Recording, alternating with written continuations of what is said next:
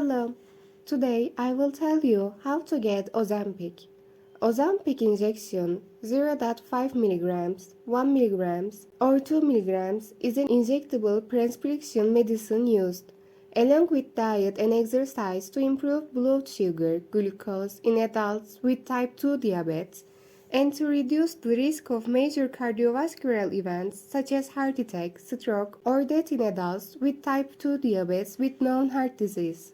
To get Ozempic, you need a prescription from a licensed healthcare provider, which can be obtained in person or through a telehealth visit. Insurance coverage for Ozempic varies, so it is important to check with your provider and explore financial assistance options if needed. To ensure safety and effectiveness, always get Ozempic from a healthcare provider. Ozempic may require you to use it regularly for months.